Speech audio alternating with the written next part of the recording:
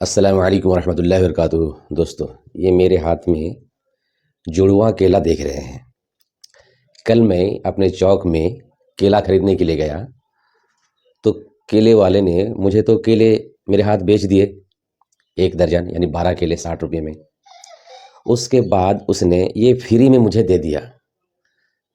جب بات چیت ہوئی تو انہوں نے بتایا کہ لینے کے لیے لوگ تیار نہیں ہیں، اور انہوں نے یہ بھی بتایا کہ مولوی لوگ بھی ڈر جاتے ہیں۔ اس کی وجہ کیا ہے آپ سنے ہوں گے۔ لوگ ڈرتے ہیں کہ اگر جڑواں کیلا کھائے تو بچہ ڈبل ہوگا، جڑواں بچہ پیدا ہوگا۔ سوال یہ ہے بچہ دے گا کون؟ یہ کیلے بچہ دیں گے یا یہ کیلے مجبور کریں گے اللہ رب العالمین کو جڑواں بچہ دینے پر؟ اس کے اندر طاقت ہے خود بچہ دینے کی، یا اس کی کہ اللہ تعالیٰ کو فورس کرے، مجبور کرے کہ جس نے کھایا ہے اس کے ڈبل بچے ہوں، جڑواں بچہ پیدا ہو اس کے گھر۔ پھر یہ سوال پیدا ہوتا ہے اگر میں کھاؤں تو میرے پیٹ میں ہوگا یا میری بیوی کے پیٹ میں؟ گناہ تو میں نہیں کیا، جرم تو میں نہیں کیا، بیوی کے پیٹ میں کیوں ہوگا؟ دیکھیے عقیدہ کہاں تک پہنچ رہا ہے۔ پھر میں ایک سوال اور کرنا چاہتا ہوں، کیا یہ پروف ہے، ایویڈنس ہے، ثبوت ہے کہ جو کھاتا ہے یا کھاتی ہے اسی کا جڑواں بچہ پیدا ہوتا ہے؟ یہ پروف ہے؟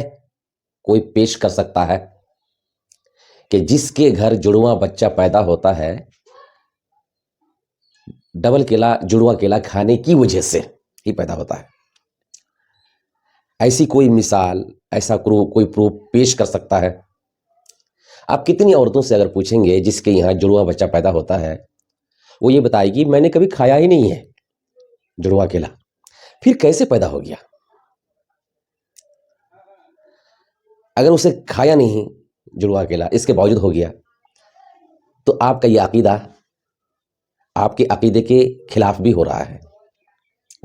پھر سوال یہ پیدا ہوتا ہے جن کے گھر میں 3 بچے ہوتے ہیں، 4 5 تک بھی سنا گیا ہے، اس نے پھر کیا کھایا ہوگا؟ پوتیا کا دودھ پیا ہوگا کیا؟ تو یہ جو ہے بہت بڑی بات ہے جو عقیدے پر چوٹ ہے۔ گویا کہ اس سے مانا جاتا ہے کہ جس کے یہاں جو کھائے گا اس کے گھر میں ڈبل بچہ پیدا ہو کے ہی رہے گا۔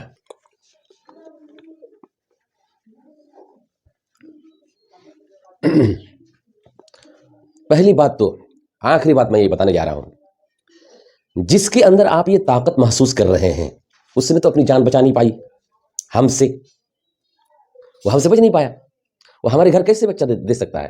جیسے آج کل پیروں کے سلسلے میں عقیدہ رکھا جاتا ہے کہ دنیا میں رہتا ہے تو کچھ، دنیا میں جب تک رہتا ہے تو وہ تو مشکل کشا نہیں رہتا، مرنے کے بعد جب قبر کے اندر جاتا ہے تو مشکل کشا بن جاتا ہے، لوگوں کی مدد کرنے لگتا ہے۔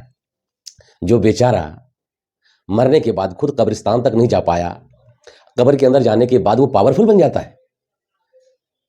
جیسے یہ عقیدہ باطل ہے، یہ بھی عقیدہ باطل ہے۔ یہ ہمارے ہاتھ سے بھاگ نہیں سکا، میں نے چھیل ڈالا اسے، چھیلنے کے بعد اس کا گودا نکال کر کے میں کھا لیا۔ وہ تو اپنی جان بچا نہیں پایا، وہ ہمارے گھر میں کیا دے گا؟ وہ یہ سراسر باطل عقیدہ ہے، مشرکانہ عقیدہ ہے۔ جو یہ عقیدہ رکھتا ہے وہ مشرک بن جائے گا، وہ شرک کرتا ہے، اور شرک کرنے والوں پر جنت حرام ہے۔ انہ من یشرک باللہ فقد حرم اللہ علیہ الجنہ ومأواہ النار وما للظالمین من انصار۔ یہ کام صرف اللہ تعالیٰ کا ہے، کیلا کا نہیں ہے۔